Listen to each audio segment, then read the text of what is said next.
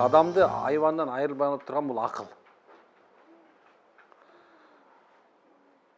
Ошондой эле Алла Тааланын периштелерге эң биринчи көрсөткөн адамдын артыкчылыгы да акыл болгон, адам атабыздан. Кандай деп айтышыңыздар мүмкүн, качан Алла Таала мен өзүмдүн бул дүйнөсүндө халифа, орун басар, же болбосо бул дүйнөдөгү ушул Аллах Тааланы улуктай турган ушул өзгөчө бир махлук жаратам дегенде, периштелер эмне дешти? Аллахым, алар жаратып эмне кыласың? Биз турбайбыз сага ибадат кыла турган, күн түн ибадат кылабыз. Бир дагы секундта субханалла эмне кылбайбыз? Тынбайбыз. Кийинкиси ал эмелер баягы ошол коомдун ошол периштелер эмне кылды? Айтышты: Аллахым, алар күнөө кылышат, бирин өлтүрүшөт, зулумчулук кылышат, сага итаатсыз кылып сага шерик келтиришет. Яни Алла Таала мен жакшы билем деди. Кимди кандай жаратыш экен. Деди дагы Аллах Таала сиз менен биздин атабыз Адам алейхиссаламга эмне кылды? Жан үйлөдү.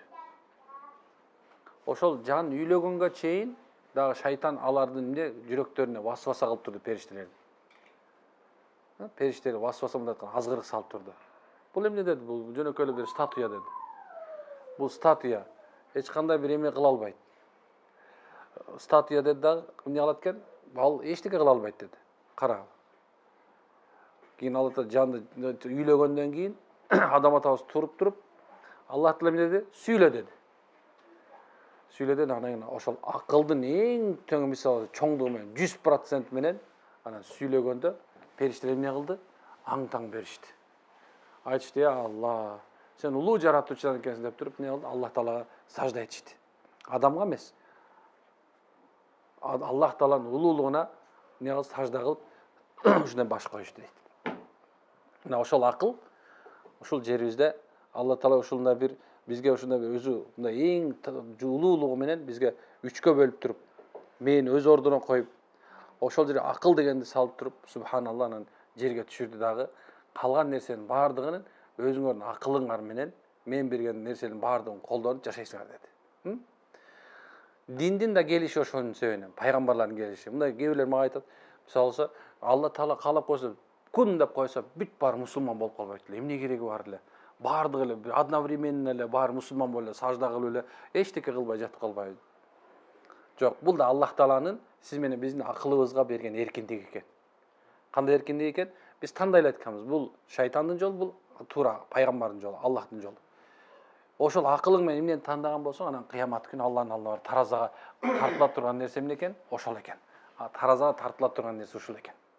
Акыл ченем. Ошонун себебинен субхан азыр биз ошо акыл туурасында айтабыз. Акыл дейт илимдин башаты. Акыл илимдин башаты. Ар бир нерсенин эмнеси бар? Өзүнүн булагы бар. Ошол акыл ошо илимдин же болсо ошол илимдин булагы же башаты экен. Илим акылда дарактагы мөмө, күндөгү жарык, көздөгү нур сыяктуу экен. Кандай экен? Ошондой экен. Акыл, караңыз. Илим акылга киргенден кийин, ошондон кийин анан сага эмне болот экен? Дарактагы мөмө сыяктуу болот экен. Ар бир нерсенин мөмөсү бар да, ошондон мындай кандай мөмө деген түшүндүңүздөр, Бул субханалла ошол адам акылы менен илимин алып баштаганда Аллах Таалага жакшылыктар берип баштайт экен. Күндөгү жарык, көздөгү нур болот экен. Афала янзура иля самаи фала халакат. Афала. Силер карабайсыңарбы дейт. Биз кандай кылып чоң эмелер жараттык, махлуктар жараттык. Жана силерге баш ийдирдик дейт. Дегени субханалла чоң эле килейген эле пилди, же болсо чоң бир самолетту бир эле кичинекей мындай ишейт алат экен да. Алла Таала эмне ушунча нерсенин баарын силерге баш ийдирип берди дейт. Эмне үчүн? Акылыңар бар үчүн. Силер ошол нерсени баш ийдире аласыңар дейт. Акыл жөнүндө сөз кылгандачы, кээ бирлер мындай түшүнүшү мүмкүн да, акыл баарыбызда эле бар депчи. Жок, эң мындай акылдын акылы эмне экен? Ошону колдоно билишти экен. акыл баарында бар, ошол ме баарында бар. Мына үчөө ошол жерде канча киши отурсак, ушул баардыгыбызда тең ошо үчкө бөлүнгөн, үч полушариядан турган субханалла мээ бар. Ошол жерде акыл бар да. Ошол акыл ченемин ошо илимге айлантыра турган адамдар бар, ошол айлантырбаган адамдар бар. Биз дайыма айта беребиз, мисалы, эгерде бир адам күнүнө болбогондо бир 10 барак китеп окуп алса, ошол акылы тура берет. Баягында суу келип деле куюлуп турачы, бирок мындекен бир жерге көлчүк болуп туруп кала турган болсо сасып кетет.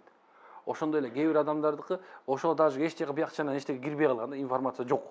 Баягы эле нерсе менен калып калган да. Ошол адамды мындай ал адамдан эмне кыла албайсың? Улугма хаким айткандай, надандардан кач дейт балам дейт. Акылдуулардын жанында бол. Анткени надандан дейт, надандан сен чөгүп өлүшүң мүмкүн, акылдуудан учуп кетесиң дейт. Акылдуудан эмне бар жол табасың деген. Надан адам акылын колдонбогон адам болсун. Ошол андан даракта мөмө эмес, ал дарагында мөмө жок болот анын. Андан күндө жарык болбойт. Анын жанында турган караңгы дайыма, караңгылык келет. Ошол көздөгү нур болбойт. Анткени себеп ал дайым адашууга алып барат. Ошол акыл менен надандын айырмасы бар экен. Аллах Таала Куранда өз эмнекен нур деп атаган экен. Эмнени нур деп атады дейт? Асман менен жердин нуру. Жөнөкөй асман менен жөн нур эмес экен, ушундай бир Алла Таала сиз менен бизге акыйкат акыл менен берди дагы, ошол асман менен нур, асман менен жердин нуру болгон Аллах Тааланы таанытты дейт да. Ким тааныйт экен? Кимдин жүрөгүндө акыл, башында акыл бар болсо. Эми бир күнү дейт, пайгамбар саллаллаху алейхи вассалам ушундай бир жанында бир нече адамдар келишти дейт. Бир нече адам келип туруп, бир адамды мактап башташты. Айтышты, "О, бул кандай жакшы адам, бул кандай улуу адам" деп айтышты дейт.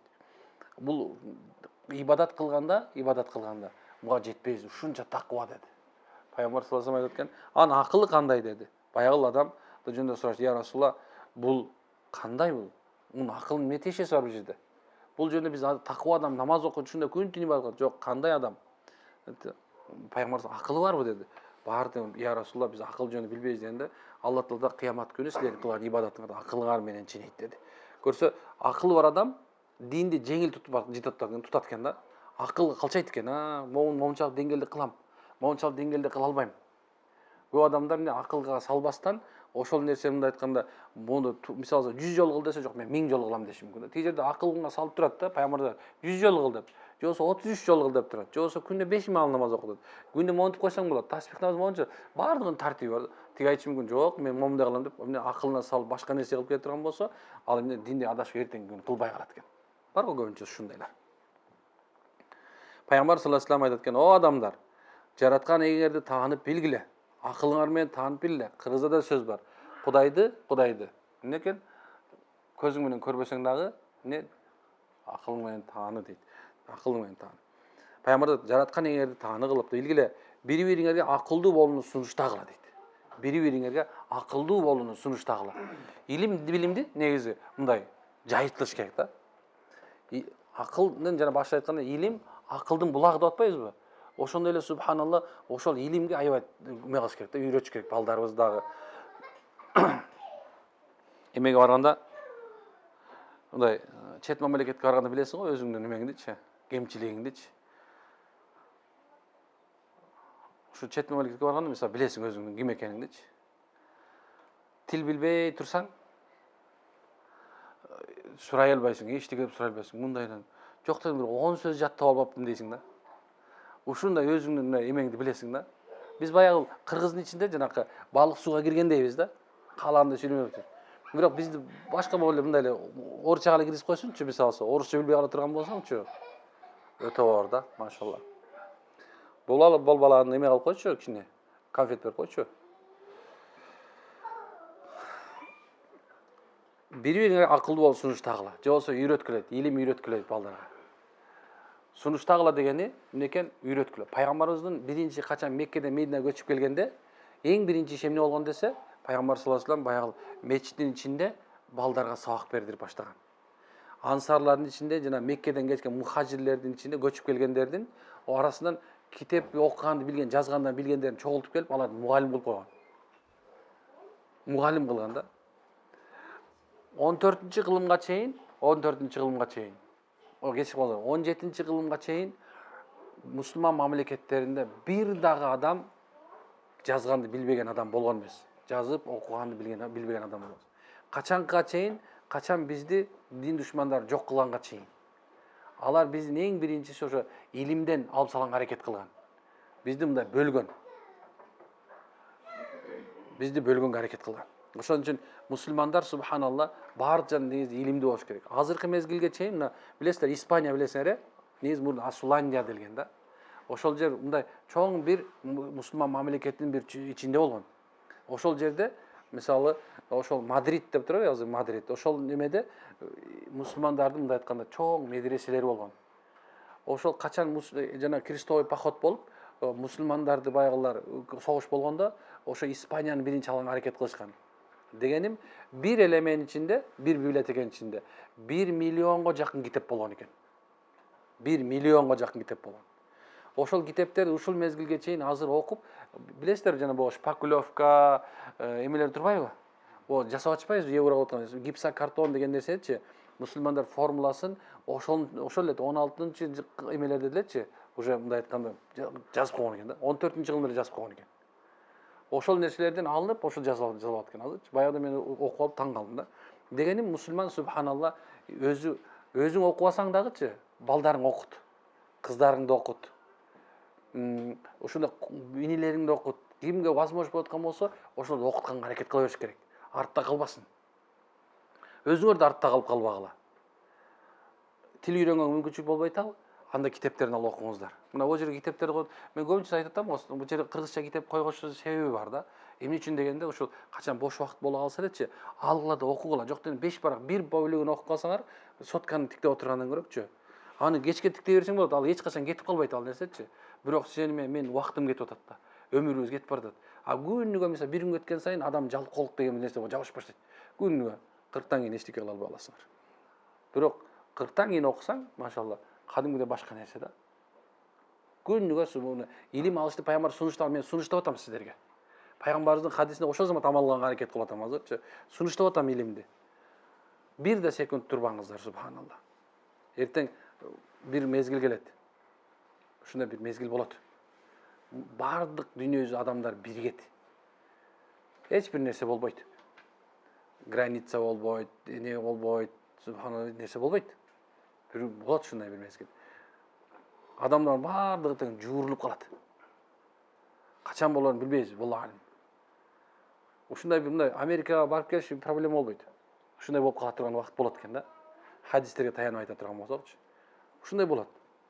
Ошол мезгилде биздин эмебиз, мусулмандардын мындай эмеси IQ-су өйдөрөөк болуш керек деп ойлойм мен.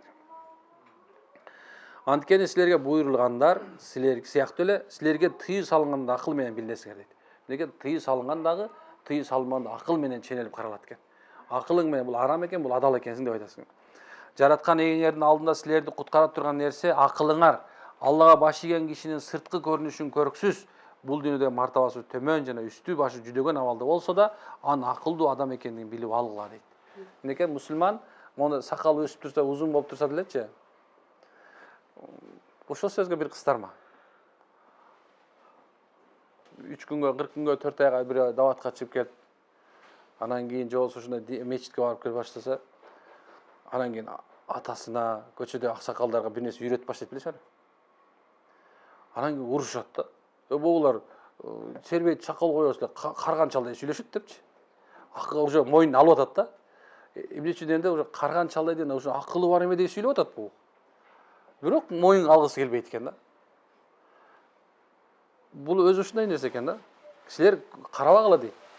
Орустар айтат да, падёшка встречает, пауму провожает дейт го. Кийим менен тосуп алып, субханалла, эмнеси менен акылы менен узатат адамды. Ошол себептен акылды өстүрүштүн жолу бул эмне экен? Илим алуу. Илим алуу. Илимсиз болбоңуздар. Мен бул жакта кошуна бала экен, китеп сатат экен. Анан мен өзгөчө китептерди жакшы көргөндөн улам алып кел деп атап, көп китеп алып келдирип алдым. Анан айтат, сурадым да, китеп окугандар кандай десем айтат. Бул 2 жылдан бери дейт да, китеп окугандардын саны аябай өстү дейт. Ушунча көп болуп кетти дейт да. Анан даже жазуучулар жетишпей атат дейт жазгангачы. Кайсы китептер окулуп атат десем, именно ошол биздин илгери окулбай калган китептерим бар окулуп аткан экен да. Biz günümdük emede, misалы kечке чейин содада жүрүп, мен мындай базарда да отурсаңчы, көп кишинин китеп кармап отурганын көрбөйсүң. Жалаң сотка кармап отурганын көрөсүң. Жалаң YouTube төмөтүп, карасаң бирөө, о, тиги жеңиптир, ушундай да. Бир дагы мындай эмен деле байкабайсың да. Автобуста деле ошондой, үйдө деле ошондой, Facebook'та деле мындай карасаң, мынтей бересиң. Онда кээде эчтекени карабайсың, ментеле бересиң да. Бирок убактың өлүп атат да. Субханалла. Ойлошуңуздар мүмкүн бай. Бирок бул пайгамбардын айтканы. Алла Таала жараткан нерселердин эң алгачкысы акыл болот. Акыл жараткандан кийин Аллах Таала жүзүңдү бур деди. Акыл жүзүн бурду дейт. Артыңа кайтып кетти дегенде артына кайтып кетти. Кийин буйруктар кабыл алгандан кийин Алла Таалага мындай деди. Сенден да барктуу нерсе жаратпаганыма улуулугум күбө. Сен менен пенделерин суракка алып, сен менен берип, сен менен сооп таптырып, сени менен жазгайм деди.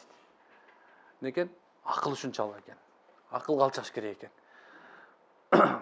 Мен сиздерге баягынча бир китеп көрсөттүм. Биз эмне муктажбыз деген китепти көрсөткөн, байкадыңыз беле? Биз эмне муктажбыз деген китепти көрсөткөн. Ошондо ушундай нерсе бар экен да. Эгер бир адам максатыңа жетем десең дейт, максат койдуңбу дейт, Аллага тобокел кыл дейт. Ошол максат кылдың бир нерсени, Аллага таян дейт. Ошон бирге эле сен 3 нерсе кыл дейт. Биринчиси дайыма зирек бол, акылыңды бош койбо дейт. Акылың бош койбогун. Көп окугун дейт. Көп окуган адам дейт, алдыга жылганга оңоюраак болот дейт. Жол табат экен. Экинчиси ошол нерседе кайраттуу бол дейт. Ошол ишиңде кылып аткан ишиңде. Үчүнчүсү дайыма чечкиндүү бол дейт. Кайрат менен чечкиндүүлүк бир эле нерсе дейт. Бирок кайраты болуп туруп, ошол нерсе кайраты болуп туруп да бирок чечкиндүүлүгү жок боло турган болсо бир адамдын дейт, ал эч качан алдыга жылбайт дейт.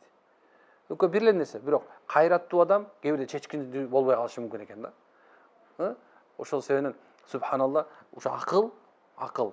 Бул эмне экен? Кыяматта Алла Таала ушу менен сурай турган, бул дүйнө бардык мындай жеңип, алдыга жылдыра турган, ошондой эле бир нерсе максат койсоң, ошол нерсеге жеткизе турган нерсе. Ушул нерсе. Акмак адамдын түркөйлүгү менен кылган күнөө иши, бузук адамдын бузукулугу менен кылган күнөөсүнөн бир канча эсе көп. Эртең кыямат күнү ибадаткөй адам акылын деңгээлинчелик Аллага эң жакын даражага көтөрүлөт экен. Акыл ушундай экен. Акмак менен акылдын айырмасы ушул. Акмак адам, надан адам. Надан деген акылсыз адам деген сөз. Надан деген акылсыз адам эмне болот экен? Эч бир нерсеге мындай ой жүгүртпөшү мүмкүн экен. Наданга эртең өлөсүң десе, эмне деши мүмкүн экен? Жиндесиңби деши мүмкүн. Бир акылдуу адам болсо ойлонот экен, так. Чын эле. Бизде болсо Советтер Союзунда болгондо мындай дешкен. Если жизнь на Марсе деп үйрөтүшкөн да. Марста жашоо бар бекен деп үйрөтүшкөн, билесиңби? Ошол нерсе мындай эртеңки күнү Алланын алдына барып жооп беребиз деген нерсени биздин жүрөгүнөн алып салышкан. Биз башка нерсе излегенбиз, Марста жашоо бар. Эмне кереги бар анчы? Барбы жокпучу? Бирок ошол нерсени үйрөткөн экен. Ошон урматтуу бир тааным, Пайгамбар саллаллаху алейхи бир хадис айтат: "Бардык нерсенин таянычы тиреги бар, момундун таянычы тиреги акылы. Пенденин ибадаты акылына жараша болот. Силер тозоктогу күнөө көрүлөрдүн мындай деген сөзүн эч укпадыңарбы? О, эгерде биз алардын сөзүнө кулак салып, акылга келгенибизде, анда биз азыр тозок ээлеринен болбойт элек" дейт. Ушу хадис камаллалы, машаллах. Хадис камаллалы. Эмне үчүн? Ушу акылыбызды уктатып салбайлы. Акылыбызды уктатып салбайлы. Күнүгө, машалла, күнүгө бир келме жаттайлы. 6 келме иман келмеси бар, ушундан баштайлы эң жөнөкөй. Эң жөнөкөй ушундан баштайлы.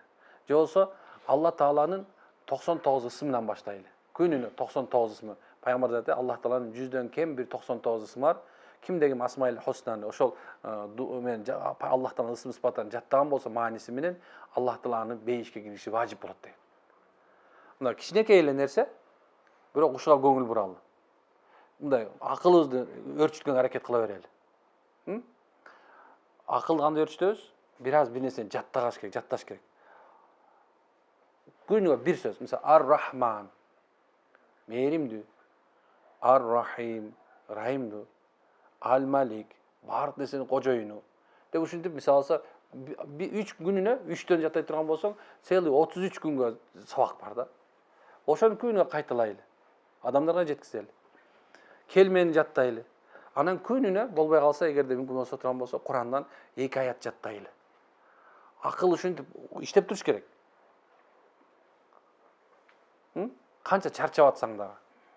Акылды иштете турган 3 мезгил бар, 2 мезгил бар. Биринчиси качан күн чыккандан, багымдат намаздан күн чыкканга чейин. Билесиздер. Андан кийинкиси субхана тахажжудта. Же болбосо түнкү бир мезгил бар. Уктап турган, бир аз туруп окуй турган болсо дагы чоң бир пайдасы бар. Болбосо уктап баратканда окуп кереги жок, пайда жок. Ошол убакыттарды колдонуп калалы.